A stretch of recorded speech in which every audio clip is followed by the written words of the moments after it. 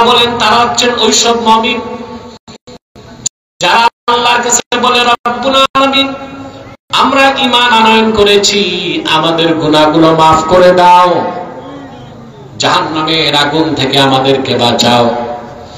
এই আয়াত থেকে স্পষ্ট প্রমাণিত হয় ঈমান আনার পরে আল্লাহর মুমিন বান্দা যত বেশি আল্লাহর কাছে ক্ষমা চাইবে, তওবা করবে, আল্লাহ তার দারাজাত, তার মাকামকে তত বুলন্দ করে দিবে।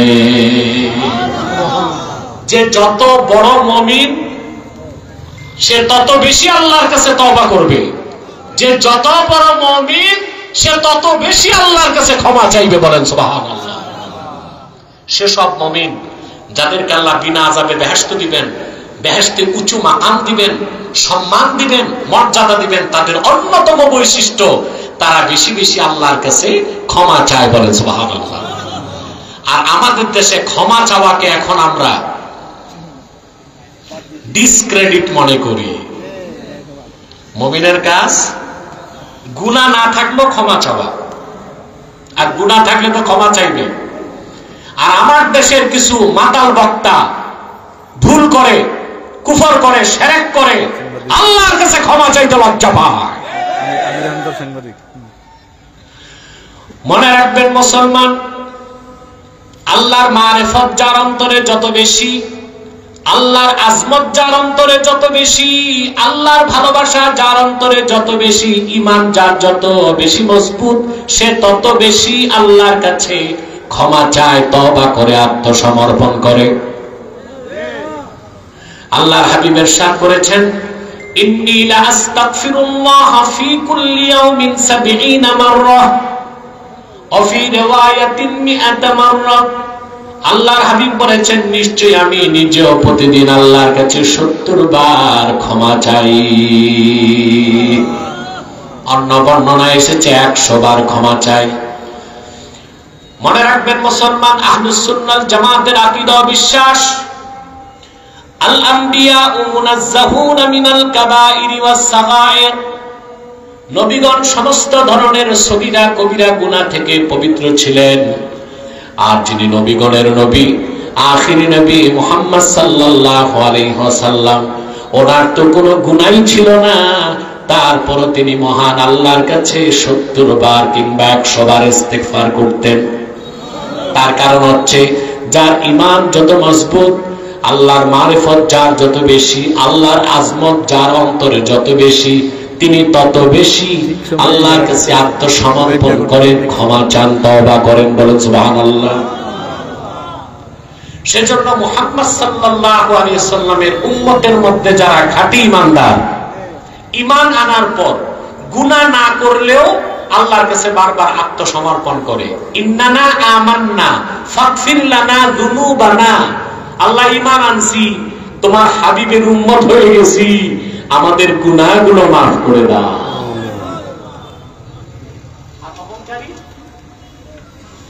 মূর্খ, মুনাফিক, কথা বলেন, মূর্খ, মুনাফিক, ধোঁকাবাজ, প্রতারক, টাউটার, ভুল করলেও ক্ষমা চাইতে চায় না। বলে এমনি বলি না, এমনি বলছি, বেটা বেশরম বেলাস কোথাকার। পক্ষে দালালি করে যে বক্তাগুলো, এগুলো তো বেঈমান হয়ে গেছে। হয়েছে কিনা? ফতোয়া বাজ্জাজিয়াতে এসেছে, মান রাদিয়া বিকুফরিন ফাহুয়া কাফির, যে কারো কুফরিকে সমর্থন করলো সেও তো কাফের। পড়া নাই, লেখা নাই, আব্বাসী গাঁজাখোর বলছে, এটা লাগছে। আব্বাসী যে কাফের বলছে ওটা কম লাগছে, গাঁজাখোরটা বেশি লাগছে। আফসোস এই বক্তাগুলোর জন্য। এগুলোরই আমি বলি বক্তা না, জাহান্নামের তক্তা।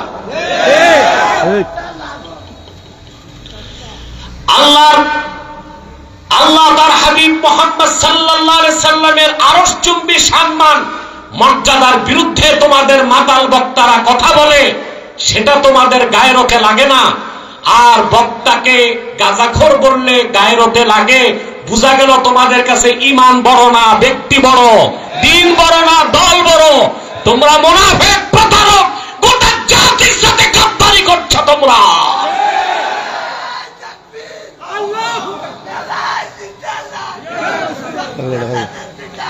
আমার ভাইরা, আমার বন্ধুরা, এটাকে সরানো যায় না মানুষ? চল দূরে দিয়ে আসো।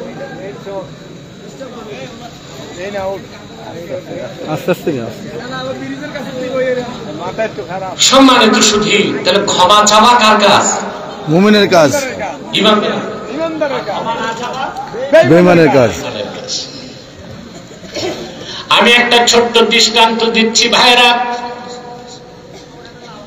হযরতে আদম তিনি একটা ভুল করেছিলেন, ঠিক কিনা?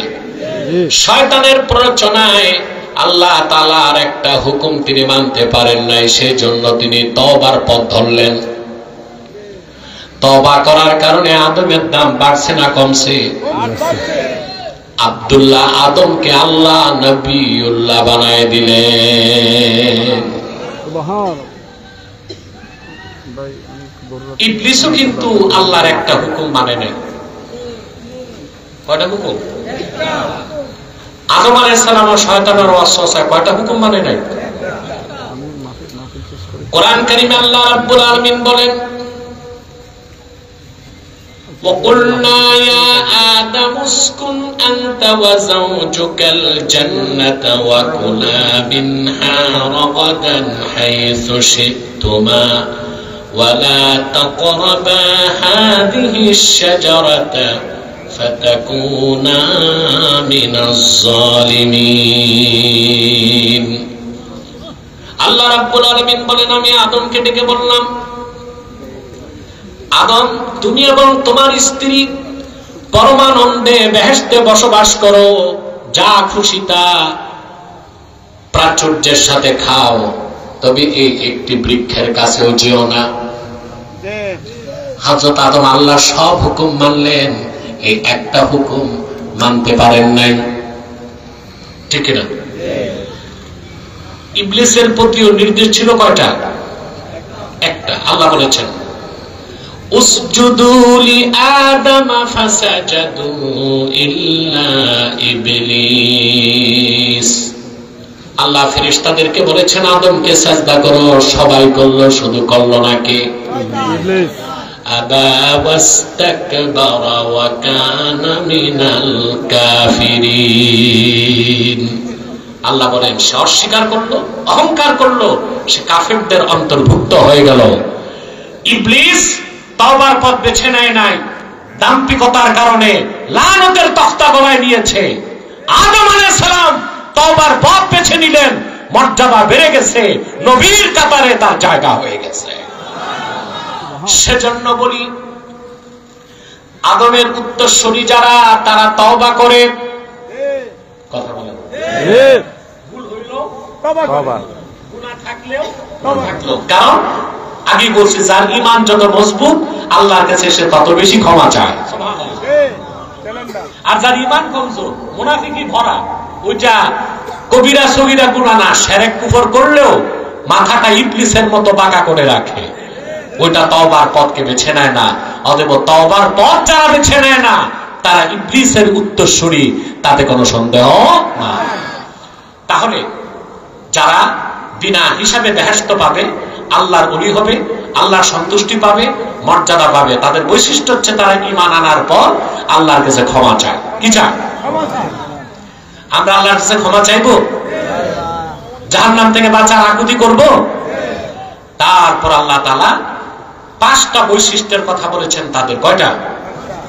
এই বৈশিষ্ট্যগুলো আমি বলবো, তাহলে আমরা এই খাসলতগুলো লালন করতে পারবো এবং বেহেশতীদের কাতারে শামিল হতে পারবো, ঠিক না? الصابرين والصادقين والقانتين والمنفقين والمستغفرين بالأسحار। যারা ধৈর্যশীল, যারা সবর, সুবহানাল্লাহ। সবর বা ধৈর্য বহুত বড় জিনিস ভাই। যার সবর নাই বুঝতে হবে তার পুরোপুরি ঈমানও নাই। হাদিস শরীফে সবরকে বলা হয়েছে জ্যোতি। সুবহানাল্লাহ। as-sabru diya, সবর হচ্ছে জ্যোতি। যার যত বেশি সবর তার অন্তরে মারিফতের জ্যোতি তত বেড়ে যায়। বলেন সুবহানাল্লাহ। আমরা কিন্তু সবর বুঝি না। বুঝি? একজন একটা কণি দিছে, আপনি মুস্কি হাসি হেসে বললেন, যাক ভাই আপনি হাতে ব্যথা পেয়েছেন নাকি? আমরা এই একটা সবর বুঝি না। সবরের তিনটা স্তর আছে। কয়টা? আল্লামা হাফেজ বাগাবী রাহমাতুল্লাহি আলাইহি সবরের ব্যাখ্যায় তিনি ব্যাখ্যা করেছেন, ইন্নাস সাবরা আলা সালাসাতি আনওয়া, সবরের তিনটা প্রকার। কান পেতে শুনে রাখেন মুসলমান। প্রথম হচ্ছে সাবরু আলা তাআহ, নেক কাজে সওয়াবের কাজে ইবাদত বন্দেগীতে সবর। এটা হচ্ছে প্রথম স্তরের সবর, টপ ক্লাসের সবর। কারণ যে বান্দার সবর নাই, ধৈর্য নাই, সে ভালো করে নামাজ পড়তে পারে না। যার ধৈর্য নাই সে রোজাও রাখতে পারে না। যার ধৈর্য নাই সে ভালোভাবে হজ করতে পারে না। মসজিদে দেখবেন তাড়াহুড়া করে কারা?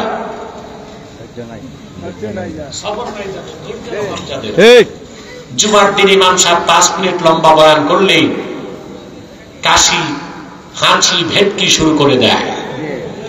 মসজিদে ধৈর্য নাই, কিন্তু চায়ের স্টলে যে ঘন্টার পর ঘন্টা টেলিভিশন দেখার ধৈর্য আছে। প্রথম হচ্ছে সাবরু আলা তাআত, নেক কাজে, ভালো কাজে কি ধৈর্য ধরা। যার ধৈর্য নাই ও কি রোজা রাখতে পারে? 12-14 ঘন্টা ক্ষুধায় থাকতে পারবে? যার ধৈর্য নাই সে কি হজ করতে পারবে? আমি বহু হাজি দেখছি আরাফাত ময়দানে মুআল্লিমের সাথে মারামারি করতেছে। আপনাদের চোখে পড়ছে কিনা হাজিদের আমি জানি না, আমি দেখছি। মানে মুআল্লিমের সাথে মতের অমিল আরাফার ময়দানে ধুমধারাক্কা। অথচ হজ নষ্ট হয়ে যাবার অন্যতম কারণ হচ্ছে জিদাল, ঝগড়াঝাটি। ঠিক কিনা? হারাম, এটা নাজায়েজ। ধৈর্য নাই। লাগছে কি নিয়ে? খানা ঠিক মতো পায় নাই, হুইল চেয়ার দেয় নাই, আরাফাতের তাবুটা ভালো পড়ে নাই। বেটা তোর সামান্য ধৈর্য নাই, তোরে হজ করতে আরাফার ময়দানে যেতে বলছে কি? তাহলে ইবাদত বন্দেগীতে সবর লাগে। এটা হচ্ছে প্রথম প্রকার সবর, আস-সাবরু আলা তাআত। 2 নাম্বার হচ্ছে আস-সাবরু আনিল মাআসি, গুনার কাজ থেকে বাঁচার ক্ষেত্রে ধৈর্য। এই পৃথিবীতে যত গুনার কাজ আছে, মদপান, চুরি, ডাকাতি, ছাদাবাজি, টেন্ডারবাজি, জেনা, ব্যভিচার, পরের সম্পদ লুণ্ঠন করা, প্রত্যেকটা কাজই বড় চিত্তাকর্ষক। যারা চাঁদা তুলে খায় ওদেরকে পুলিশে পিটালেও কিন্তু চাঁদাবাজি ছাড়ে না, কারণ এটা ফিরি ফিরি মজা পাওয়া যায়। এটা কি পাওয়া যায়? Without invest. ট্রাক ধরলো, বাস ধরলো, হ্যাঁ, চাঁদা তুলে খাইলো। আপনারা বলেন তো আল্লাহর কাছে নিকৃষ্ট কোনটা, ভিক্ষুক না চাঁদাবাজ? ভিক্ষুক তো চেয়ে নেয়, মন চাইলে দিলেন, না হলে না দিলেন। আর চাঁদাবাজ ঠেকা দিয়ে নেয়, ঠেক দিয়ে নেয়। আমার দৃষ্টিতে ভিক্ষুক থেকেও নিকৃষ্ট হচ্ছে চাঁদাবাজ, যারা মানুষকে জিম্মি করে চাঁদা আদায় করে। তো প্রত্যেকটা গুনার কাজ, জেনা, ব্যভিচার, লুটপাট, চুরি, ডাকাতি, গীবত, শিকায়ত, এসব হচ্ছে শয়তানের পক্ষ থেকে খুব মজা লাগে। তো এগুলোর থেকে বেঁচে থাকার জন্য সবর লাগে। এটা হচ্ছে দ্বিতীয় প্রকার সবর, আস-সাবরু আনিল মাআসি। 3 নাম্বার হচ্ছে সাবরু আলাল মাসায়েব, বিপদে আপদে সবর ধারণ। সুবহানাল্লাহ। মুমিন ক্ষুধার যন্ত্রণা, মৃত্যুর যন্ত্রণা, মানুষের অত্যাচার, সকল ধরনের মুসিবতের সময় সে ধৈর্য ধারণ করে, আল্লাহর উপর তাওয়াক্কুল করে, ভরসা করে। সেজন্য আল্লাহর প্রিয় বান্দাদের অন্যতম চরিত্র হচ্ছে সাবিরিন, যারা ধৈর্যশীল। তারপর হচ্ছে ওয়াসাদিকিন, সত্যবাদী।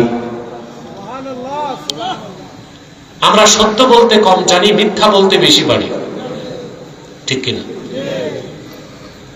মিথ্যা বলাটা আমাদের কাছে এখন অভ্যাস হয়ে গেছে, বলেন।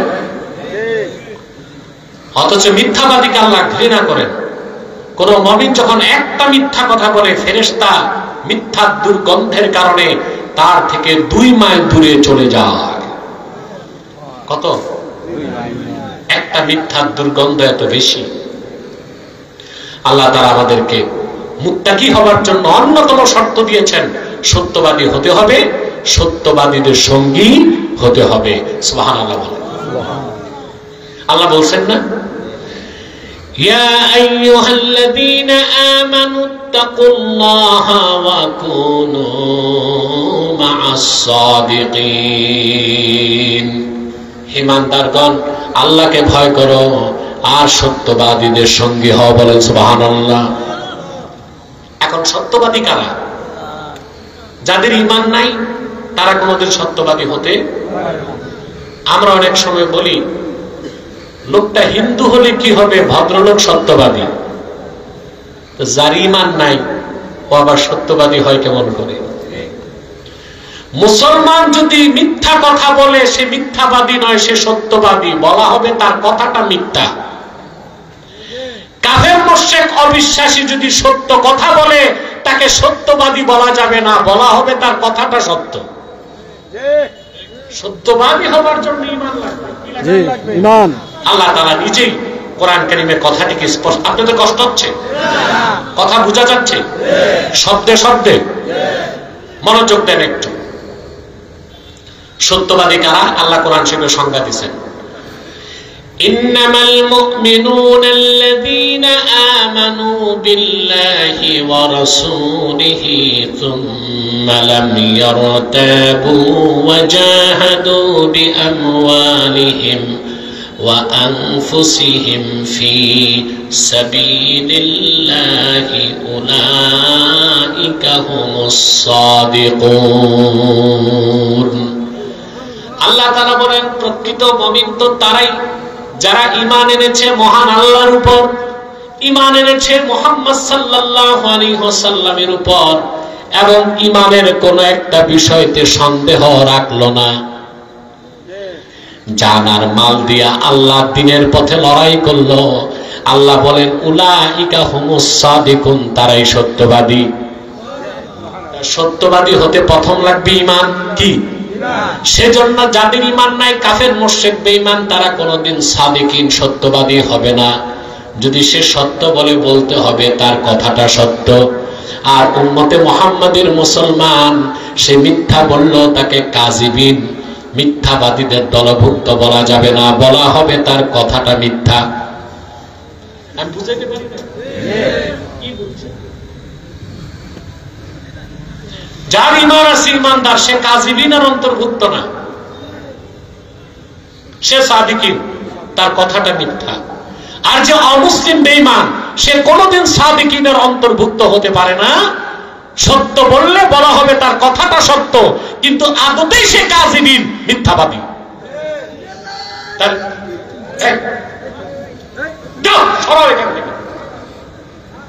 প্রতিবন্ধী একটা বসায় দিছে এখানে।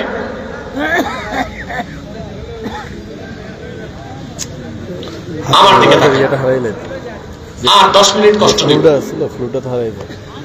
ধৈর্য থাকবে তো ইনশাআল্লাহ। কোনো নড়াচড়া করতে পারবেন না, ধৈর্যের সাথে বসবেন। মুনাজাত করে যাবার ওয়াদা আল্লাহর সাথে করেছেন। আপনারা অতীতটা ভুলে যান, নিকট অতীত ভুলে যান, মুনাফিকি করবেন না, ধৈর্যের সাথে বসেন। আমার কোনো কথায় কষ্ট পেলেও মনে রাখবেন আপনার হেদায়েতের জন্য। প্রিয় বন্ধুগণ, খেয়াল করতেছেন কথা? তাহলে আল্লাহ বলেছেন, যারা বেহেশতি, আল্লাহ যাদেরকে প্রিয় পাত্র হিসেবে বেহেশতে উঁচু মাকাম দিবেন, তাদের বৈশিষ্ট্য কি? আস-সাবিরিন ওয়াস-সাদিকিন, যারা ধৈর্যশীল, যারা সত্যবাদী। তারপরে ওয়াল কানিতিন, আহা, এই দরজায় যখন যাবেন আপনি আল্লাহর ওলি হয়ে যাবেন। কানিতিনের ব্যাখ্যা ইমাম কুরতুবী লিখেছেন আল মুদাওয়িমিনা ফি তাআতিল্লাহ, সর্বাবস্থায় যারা আল্লাহর ইবাদতে থাকে তাদেরকে বলা হয় কানিতিন। কি বলা হয়? কথাটা এইভাবে বলি, অনেক ইবাদত করলে কানিতিন হওয়া যায় না, বরং নিয়মিত আল্লাহর ইবাদত কম কম করলেও কানিতিন হওয়া যায়। আপনি একদিন 300 রাকাত তাহাজ্জুদ পড়বেন, আরেকদিন 1 রাকাতও পড়বেন না, আল্লাহ আপনার উপর রাজি হবেন না। কিন্তু আপনি যদি প্রতিদিন 4 রাকাত করে পড়ে যান, কোনোদিন তাহাজ্জুদ না ছাড়েন, আল্লাহ রাব্বুল আলামিন আপনাকে কানিতিনের কাতারে জায়গা করে দিবেন। রাসূলুল্লাহ সাল্লাল্লাহু আলাইহি ওয়াসাল্লাম ইরশাদ করেছেন, ইন্না আহাব্বাল আ'মালি ইলাল্লাহি মা দাওয়ামা আলাইহি সাহিবুহু, আল্লাহর নিকট সবচেয়ে প্রিয় আমল সেটাই যে আমলটা বান্দা কখনো করে কখনো ছাড়ে, এইরকম নয়, নিয়মিত করে। বলেন সুবহানাল্লাহ। ইবাদত যদি কম হয় নিয়মিত করতে হবে, তাহলে আপনি হবে কানিতিনের অন্তর্ভুক্ত। কিন্তু আজকে মনটা ভালো, 40 রাকাত তাহাজ্জুদ পড়ছেন, পরের দিন 1 রাকাতও না, আপনি কানিতিনের অন্তর্ভুক্ত হতে পারবেন না। তাহলে বৈশিষ্ট্যগুলো কি? সাবিরিন, ধৈর্যশীলদের অন্তর্ভুক্ত হতে হবে, সাদিকিন, সত্যবাদী হতে হবে, কানিতিন, আমল কম হলেও নিয়মিত করতে হবে। সুবহানাল্লাহ। ওয়াল মুনফিকিন, আল্লাহর পথে খরচকারী। সুবহানাল্লাহ। আল্লাহর পথে খরচ বুঝেন মুসলমান? কথা বলেন। শুধু মসজিদ মাদ্রাসায় দিলে কি আল্লাহর পথে দানকারী হয়? কথা বলেন না। মসজিদে দিবেন, মাদ্রাসায় দিবেন, এটা আল্লাহর পথে খরচ। ইয়াতিম মিসকিনকে দিলে আল্লাহ সবচেয়ে বেশি খুশি হন। আমরা এতিমখানায় কখনো যে এতিমদের খোঁজ খবর নেই?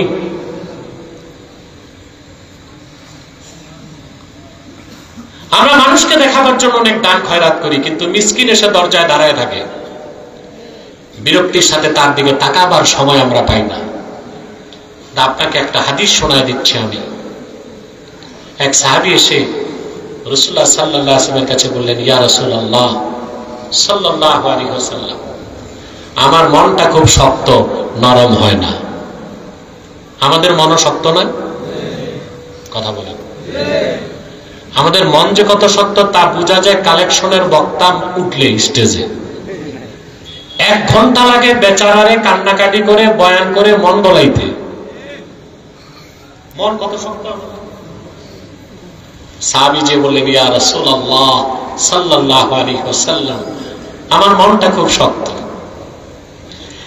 আল্লাহর হাবিব তাকে একটা আমল দিলেন।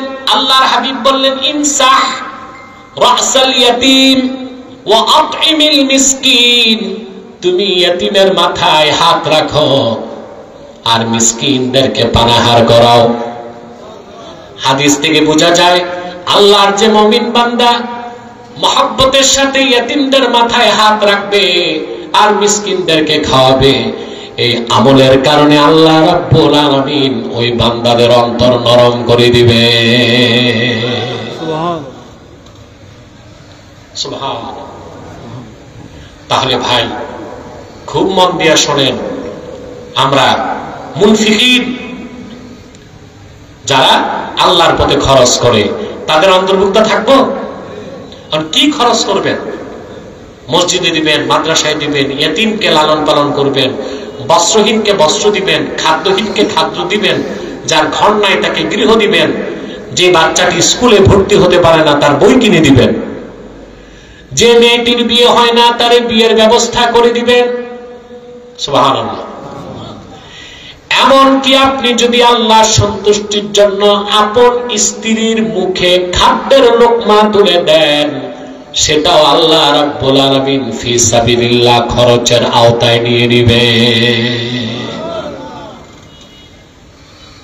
বিবিকে খাওয়াবেন, ঠিক না? বুখারী শরীফে এসেছে রাসূলুল্লাহ সাল্লাল্লাহু আলাইহি সাল্লাম সাহাবীকে বললেন, তুমি তোমার স্ত্রীর মুখে যে লোকমাটা তুলে দাও, তাবতাগী বিহা ওয়াজহাল্লাহ, এতে যদি তুমি আল্লাহর সন্তুষ্টি চাও, তো স্ত্রীর মুখে লোকমা তুলে দেবার বিনিময়ে আল্লাহ তাআলা তোমাকে সদকার সওয়াব দিয়ে দিবেন। ইসলামের এই রীতিগুলো মানলে আমাদের সংসার জীবনগুলো কত সুন্দর হবে ভাই। হ্যাঁ, আপনারা জানেন না এই তালাকের সংখ্যা সবচেয়ে বেশি কুমিল্লায়। কোথায়? এটা জরিপে দেখা গেছে, রাগ করবেন না।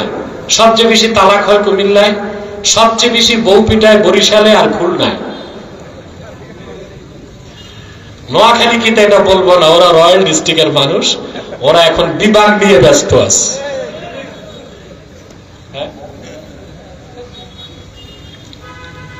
প্রিয় ভাইরা, এই যে তালাকের সংখ্যা বাড়তেছে, স্ত্রী পরকীয়ায় লিপ্ত হয় কেন? এখানে শুধু মেয়ের দোষ না, স্বামীর দোষ আছে। স্ত্রীর সাথে যেরকম সম্পর্ক, রিলেশন বিল্ড আপ করা দরকার, এটা আমার দেশে স্বামীরা করে না। বিয়ে করার পর আদর সোহাগ, তার সাথে সম্পর্কের যথেষ্ট অবনতি ঘটে। আপনার স্ত্রী যতই অসন্তুষ্ট থাকুক আপনার উপর, আপনি যদি হাদিসের অনুসরণে আপনার স্ত্রীর মুখে খাদ্যের লোকমা তুলে দেন, সেই স্ত্রীর মনের সমস্ত দুঃখ কষ্ট বেদনা দূর হয়ে যাবে কিনা বলে? থাকবে? হাদিস এসেছে, রাসূলুল্লাহ সাল্লাল্লাহু আলাইহি ওয়াসাল্লাম ইরশাদ করেছেন, তুমি যদি খাদ্যের লোকমা তুলে দেবার সময়ও স্ত্রীর মুখে তোমার নিয়ত করো আল্লাহর সন্তুষ্টি, আল্লাহ তোমাকে সদকার সওয়াব দিয়ে দিবেন। তাহলে মুনফিকিন, আল্লাহর পথে যে খরচ, এই খরচটার খাত কি?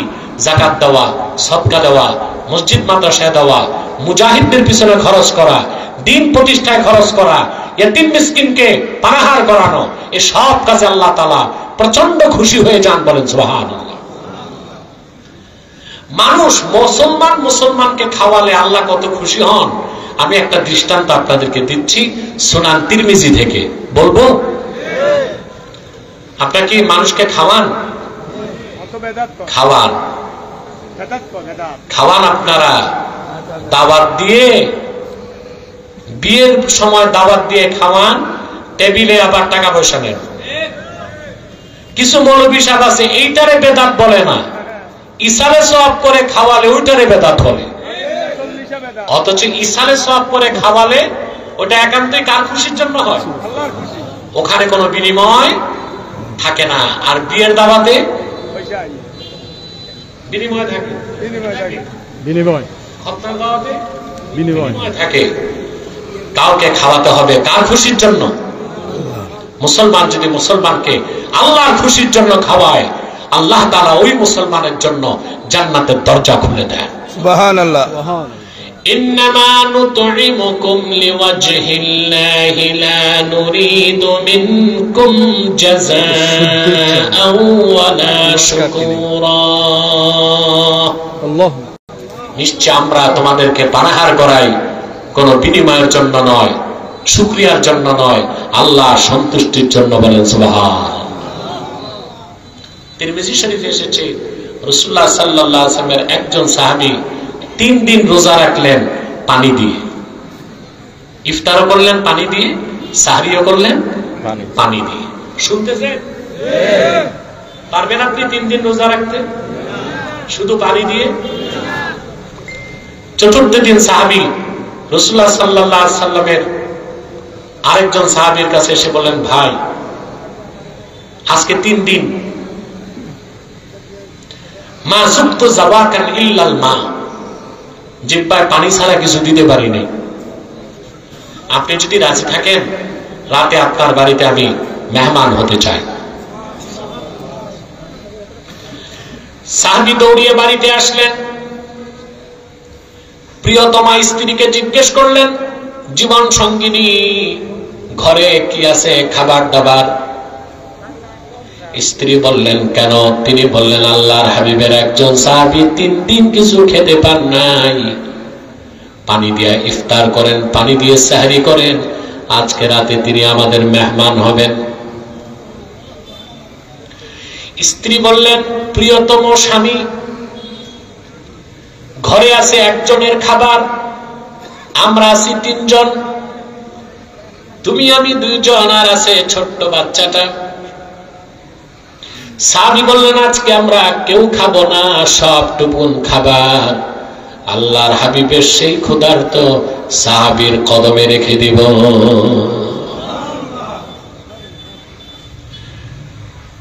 মা বলল, স্ত্রী বলল, আমরা না হয় না খেয়ে থাকলাম, বাচ্চাটার কি হবে? সে না খেয়ে কেমনে থাকবে? মা তো বাচ্চার খোঁজটাই বেশি রাখে।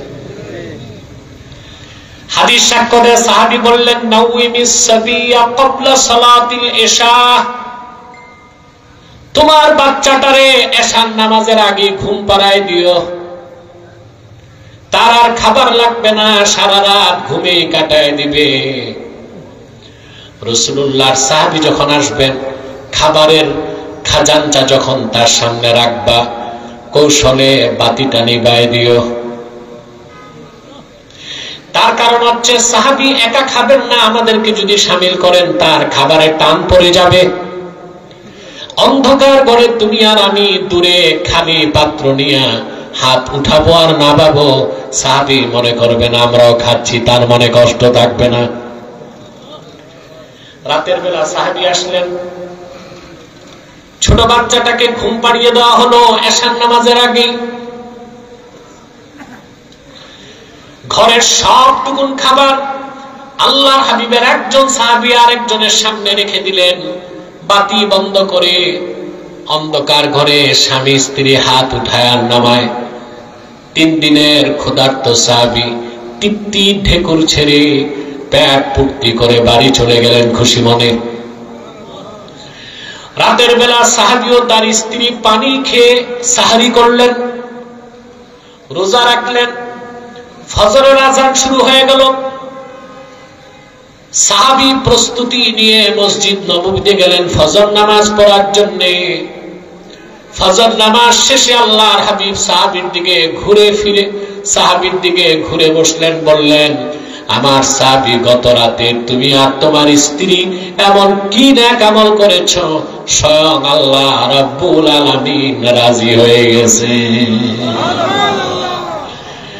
আল্লাহর হাবিবের সাহাবী বললেন, ইয়া রাসূলুল্লাহ, ইয়া হাবিবাল্লাহ, তেমন তো কিছুই করতে পারি নাই, শুধুমাত্র ঘরের সবটুকুন খাবার আপনার একজন ক্ষুধার্ত সাহাবীরে খাওয়াই দিয়েছি। বাচ্চাটা অভুক্ত ছিল, আমি আর আমার স্ত্রী পানি খেয়ে রোজা রেখেছি, এর চেয়ে বেশি কিছু করি নাই। আল্লাহর হাবিব কোরআনের আয়াত শোনায় দিলেন, তোমাদের এই কাজে আল্লাহ খুশি হয়ে কোরআনের আয়াত নাজিল করে দিয়েছেন, وَيُؤْثِرُونَ عَلَى أَنفُسِهِمْ وَلَوْ كَانَ بِهِمْ خَصَاصَةٌ। প্রিয় হাবিব মুহাম্মদ সাল্লাল্লাহু আলাইহি ওয়াসাল্লাম, আপনার সাহাবীগণের মধ্যে এমন উন্নত চরিত্রের সাহাবী আছে, ক্ষুধার যন্ত্রণা নিজেরা বরদাস্ত করেও আপনার অন্য সাহাবীকে প্রাধান্য দিয়ে দেয়। তাহলে ভাইরা, যাকাত দিলে, সদকা দিলে, মসজিদ মাদ্রাসায় দিলে, মুজাহিদদের পিছনে খরচ করলে, দিনের কাজে খরচ করলে যেমন মুনফিকিন হওয়া যায়, আল্লাহর পথে খরচকারীর মর্যাদা পাওয়া যায়। অভাবগ্রস্ত বুভুক্ষ ক্ষুধার্ত মানুষকে খাওয়াই দিলে আমার আল্লাহ সবচেয়ে বেশি খুশি হয়ে যান।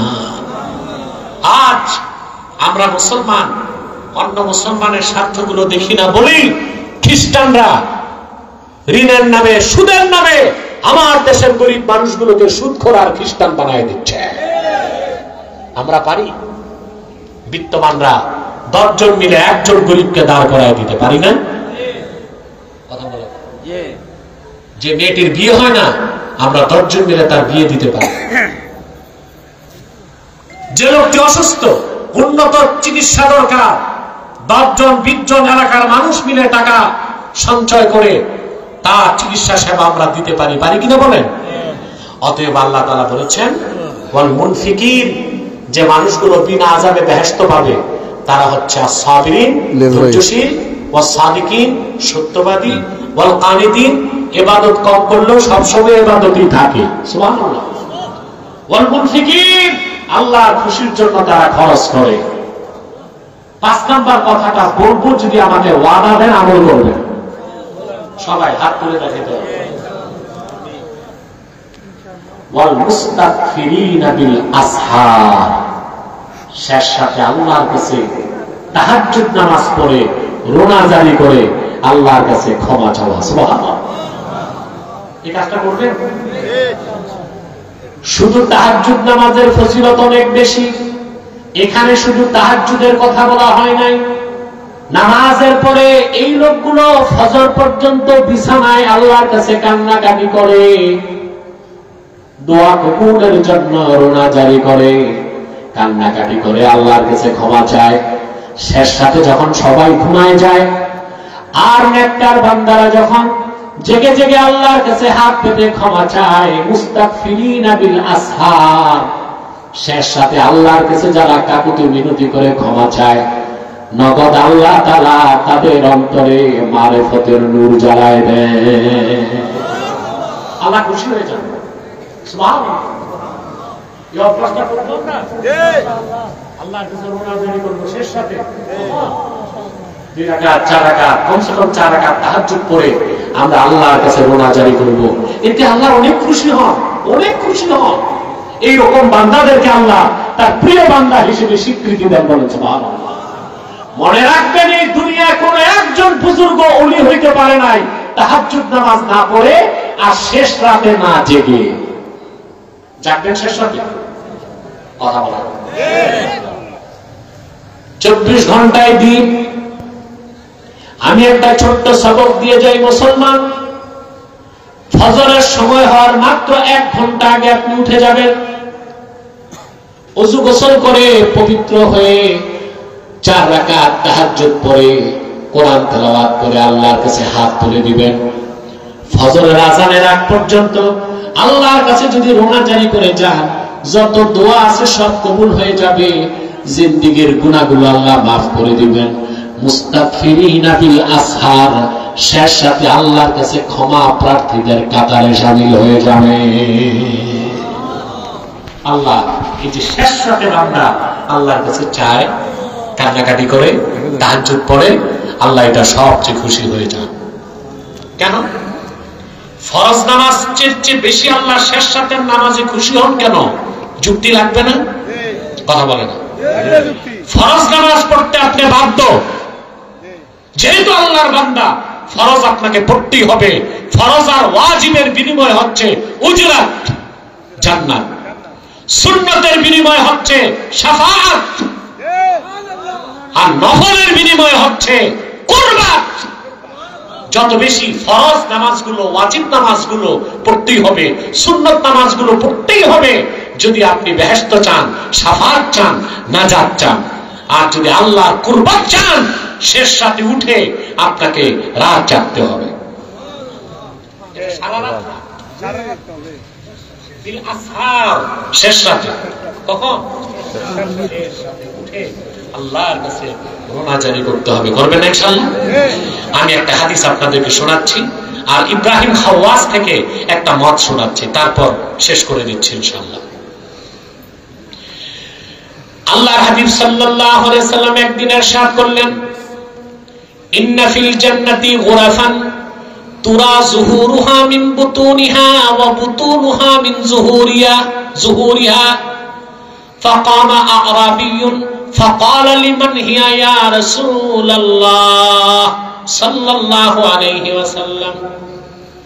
আল্লাহর হাবিব একদিন ইরশাদ করলেন, আল্লাহর জান্নাতের মধ্যে এমন কিছু কামরা আছে যে কামরাগুলোর ভিতর থেকে বাহির দেখা যায়, বাহির থেকে ভিতর দেখা যায়। একজন বেদুইন সাহাবী দাঁড়ায় গেলেন, তিনি বললেন, ইয়া রাসূলুল্লাহ সাল্লাল্লাহু আলাইহি ওয়াসাল্লাম, এতদিন জান্নাতের কথা শুনেছি, এখন জান্নাতের ভিতরের এই সুন্দর কামরার কথা শুনলাম, এগুলো আল্লাহ কার জন্য তৈরি করছেন? সুবহানাল্লাহ। শুনবেন, মুখস্থ রাখবেন, লিখবেন, খাতায় কলমে না, দিলের পাতা, মনে থাকবে ইনশাআল্লাহ। আল্লাহ হাবিব ইরশাদ করলেন, লিমান আতাবাল কালাম ওয়া আতামাত তাআম ওয়া আদামাস সিয়াম ওয়া সাল্লা ফিল লাইলি ওয়ান নাসু নিয়াম।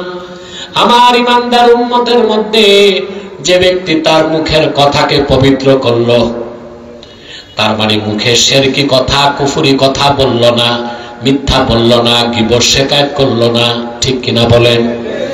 সবচেয়ে নাপাক মুখ কার? কাফেরের, মুশরিকের। কারণ যারা যে গীতা পাঠ করছে তাদেরও তো মুখ নাপাক হয়েছে, কথা বলে না। মন্দিরে যে নাপাক লাড্ডু খাইছে এদেরও তো মুখ নাপাক হয়েছে। এদের তওবা দরকার আছে না নাই? আমি তো তাদের কল্যাণে কথা বলি, আমরা তো শত্রু না তাদের। এটা আমাদের দায়িত্ব, এটা আমাদের রেসপন্সিবিলিটিতে পড়ে। এই দায়িত্ব অবহেলা করলে আল্লাহর কাছে ধরা খাবো, আমাদের জিহ্বাগুলো কেটে দেওয়া হবে, ঠিক কি না? ইমান আতাবাল কালাম, যে ব্যক্তি তার জবানকে পবিত্র করলো, কথাকে পাক করলো, ওয়া আদামাস ওয়া আতআমাত তাআম, মানুষকে খাওয়ালো, মানুষকে মুনফিকিনের ব্যাখ্যায় যে কথাগুলো বললাম, ওয়া আদামাস সিয়াম, বেশি বেশি রোজা রাখলো, ওয়া সাল্লা ফিল লাইলি ওয়ান নাসু নিয়াম, নামাজ পড়লো তখন রাতে, ঘুমায় থাকলো জগৎবাসী যখন। এই কাজগুলো যে করলো আল্লাহ তাকে বেহেশতে সেই কামরাগুলো দান করবেন, বলেন সুবহানাল্লাহ। ইব্রাহিম খাওয়াস রাহমাতুল্লাহ বলেছেন, অন্তরে যদি রোগ হয়, আপনাদের অন্তরে রোগ হয় না? হার্ট ডিজিজ, কি হার্ট ডিজিজ জান কার কাছে? কেমন ডাক্তার? হাতুড়া ডাক্তার না কার্ডিওলজিস্ট? কথা বলেন, কার্ডিওলজিস্ট, হার্ট স্পেশালিস্টকে দেখো। আমি যে রোগের কথা বলছি, দুনিয়ায় কোনো ডাক্তার নাই তোমারে কার্ডিওলজিস্ট সেই রোগের ঔষধ দিবে। সেই রোগ হচ্ছে অন্তরের ভিতরের ব্যাধি। ইব্রাহিম খাওয়াস বলেছেন, অন্তরকে রোগ মুক্ত রাখার জন্য কয়েকটা ঔষধ, তার মধ্যে একটা হচ্ছে তিলাওয়াতুল কোরআনি বিতাদাব্বুর, চিন্তা ভাবনা করে কোরআন তেলাওয়াত করা। 2 নাম্বার হচ্ছে কিয়ামুল ফিল লাইল, রাতের বেলা তাহাজ্জুদ নামাজ পড়া। 3 নাম্বার হচ্ছে খালাউল বাতান, কম পানাহার করা। 4 নাম্বার হচ্ছে আত-তাদাররু ইনদা সাহার, শেষ রাতে আল্লাহর কাছে কাকুতি মিনতি করে কান্না করা। সুবহানাল্লাহ বলবেন না? 5 নাম্বার হচ্ছে মুজালাসাতুস সালিহিন, আল্লাহওয়ালা নেককার মানুষদের বৈঠকে বসা। এই 5টা ঔষধ যে লালন করবে, আল্লাহ তার হৃদয়কে বরফের মতো সাদা করে দিবে। তার মধ্যে 2টা ঔষধই হচ্ছে রাতে তাহাজ্জুদ পড়া আর শেষ রাতে আল্লাহর কাছে কি করা? ক্ষমা চাওয়া। সুবহানাল্লাহ বলেন। সেই কথাই আল্লাহ বলেছেন, ওয়াল মুস্তাগফিরিনা বিল আসহার।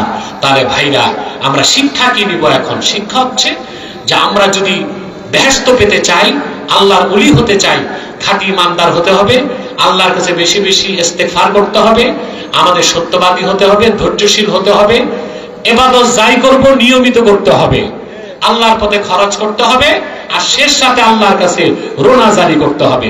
পারবো তো ইনশাআল্লাহ? সাদাকাল্লাহুল আযীম ওয়া সাদাকা রাসূলুল নবিয়্যুল কারীম ওয়া নাহনু আলা যালিকা মিনাশ শাহিদিন ওয়াশ শাকিরিন ওয়ালহামদুলিল্লাহি রাব্বিল আলামিন। আল্লাহ যেন আমাদেরকে কবুল করেন, মঞ্জুর করেন, বলুন আল্লাহুম্মা আমিন। আপনারা উঠবেন টুটবেন না, এখনই আমি ছেড়ে দিব। বিদায় লগ্নে একটা কথা বলবো, এখানে বিভিন্ন দলমতের লোক আছেন না? এখন যেখানে যাই শুনি ঐক্য চাই, ঐক্য চাই। ভোটের জন্য ঐক্য কোনোদিন বাংলাদেশে আলেমরা হবে না। ঐক্য হবে দ্বীনের স্বার্থে। ভোটের স্বার্থে ঐক্য এক জিনিস, আর দ্বীনের স্বার্থের ঐক্য। ভোটের স্বার্থের ঐক্য ক্ষণস্থায়ী, নির্বাচন শেষ, ঐক্য শেষ। আর দ্বীনের স্বার্থের ঐক্য এটা কোনদিন ফাটল হয় না, হয় না। আমাদের ঐক্য হতে হবে 3টা স্বার্থে। আল্লাহর দ্বীনের সুমহান স্বার্থ রক্ষায় আমরা ঐক্যবদ্ধ হয়ে যাব। মুসলমানদের মৌলিক দাবিগুলো আদায় আমরা এক হয়ে যাব, আর বাংলাদেশের স্বাধীনতা রক্ষায় আমরা এক হয়ে যাব। এই তিন স্বার্থেই বাংলাদেশের মানুষকে এক প্ল্যাটফর্মে আনা যাবে। এর বাইরে অন্য কোন ফর্মুলায় এই জাতিকে ঐক্যবদ্ধ করা যাবে না। এই তিনটা স্বার্থের বিরুদ্ধে কাজ করতেছে বাংলাদেশের তিনটি অমুসলিম সম্প্রদায়। তার মধ্যে সবচেয়ে জঘন্য হচ্ছে কুখ্যাত কাদিয়ানি সম্প্রদায়। নিঃসন্দেহে তারা কাফের এবং অমুসলিম।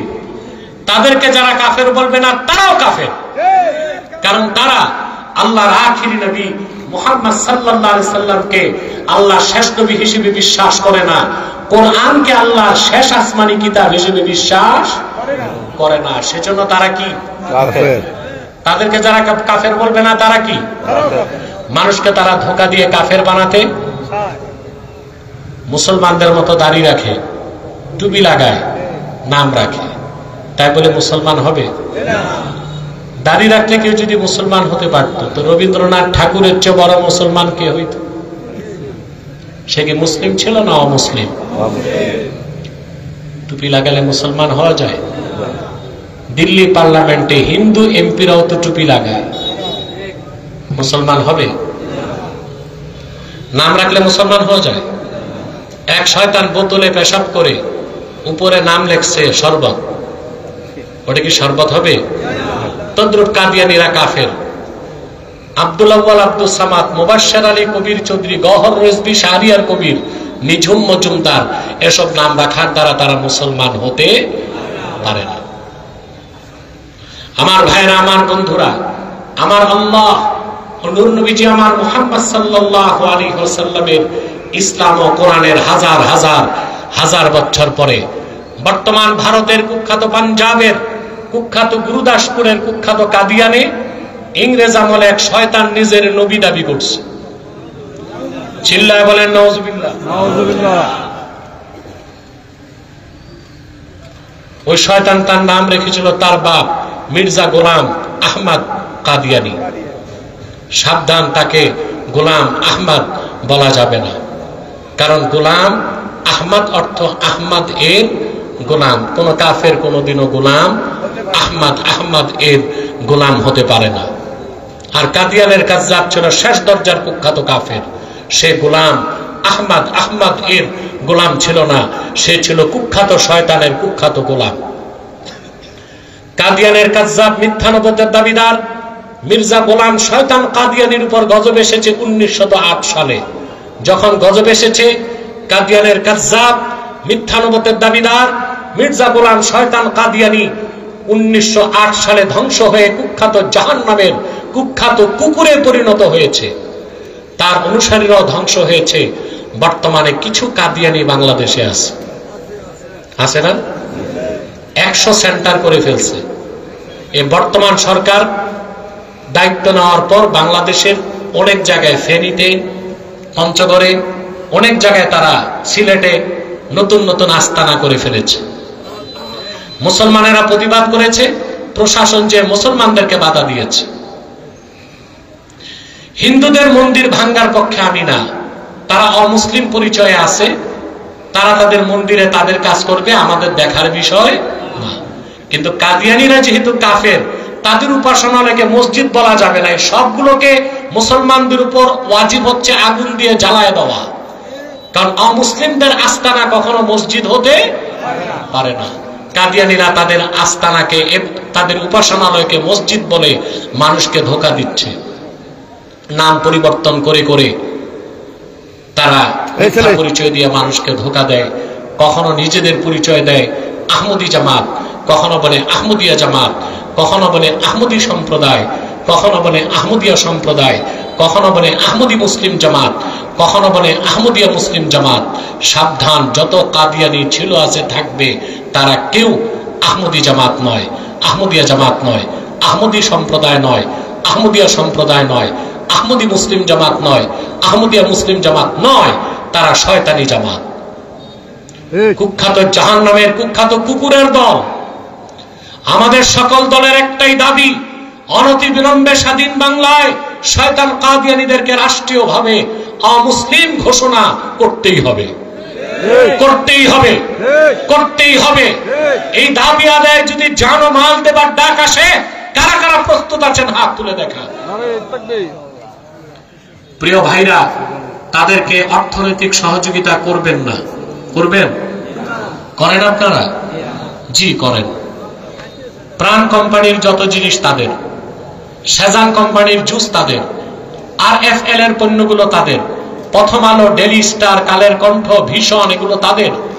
নৈতিক দায়িত্ব হিসেবে এগুলো আপনারা ধরবেন না, কিনবেন না, বেচবেন না, মনে থাকবে।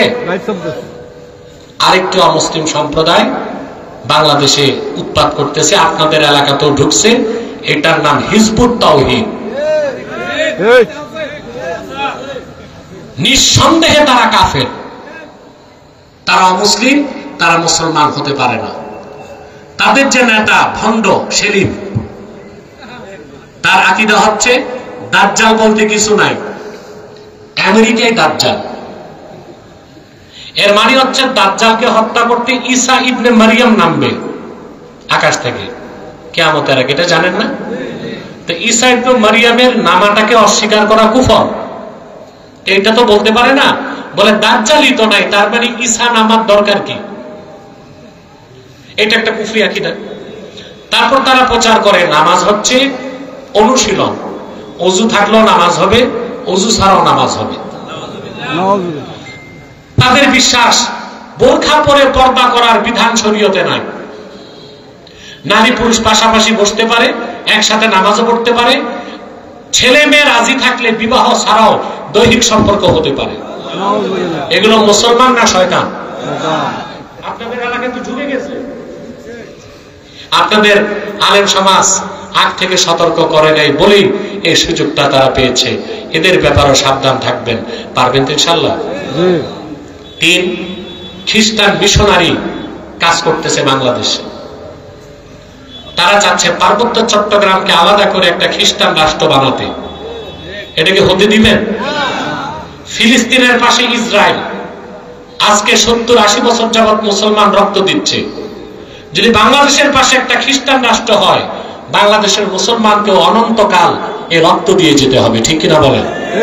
এটা মেনে নিবেন? কিন্তু যেই বক্তাগুলো কথায় কথায় কুফর করে আর আমাদের সমালোচনা করে, খ্রিস্টান মিশনারির বিরুদ্ধে তাদের কোনো বক্তব্য আপনারা পাবেন না। আমেরিকার বিরুদ্ধে তাদের কোনো বক্তব্য পাবেন না। আমরা 16 বছর ভারতীয় আধিপত্যবাদের বিরোধিতা করেছি। আমরা এই বিগত 14 মাস মার্কিন আগ্রাসনের বিরোধিতা করছি। কিন্তু তারা যুক্তরাষ্ট্রকে নারাজ করবে না, কারণ যুক্তরাষ্ট্রের প্রেসিডেন্ট হচ্ছে তাদের আব্বা, রাজনৈতিক আব্বা, পলিটিক্যাল ফাদার। এদের পলিটিক্যাল ফাদারের নাম কি? ট্রাম্প। এদের পলিটিক্যাল ফাদারের নাম কি? এই যে বাংলাদেশে যেগুলো আছে খ্রিস্টান মিশনারির বিরুদ্ধে কথা বলে না, পার্বত্য চট্টগ্রাম নিয়ে কথা বলে না, মার্কিন আগ্রাসনের বিরুদ্ধে কথা বলে না, কারণ তাদের পলিটিক্যাল রাজনৈতিক ফাদার হচ্ছে মিস্টার ট্রাম্প। বাবাকে নারাজ করে ক্ষমতায় যেতে পারবে না, এটা মনে করে আমি হুঁশিয়ার করে দিচ্ছি, যুক্তরাষ্ট্রের আব্বাকে রাজি করে ক্ষমতায় যাওয়া যাবে না। যদি যেতেও পারো, টিকতে পারবে না ক্ষমতায়, টেনে হেঁচড়ে মুসলমান নামায় দিবে বাংলাদেশে। তাদের ব্যাপারেও সাবধান থাকবেন। আল্লাহ আমাদেরকে কবুল করুক। আল্লাহ বলেন আল্লাহুম্মা আমিন। আল্লাহ আমাদেরকে কবুল করুক, আল্লাহ আমাদেরকে মঞ্জুর করুক। বলুন আল্লাহুম্মা আমিন।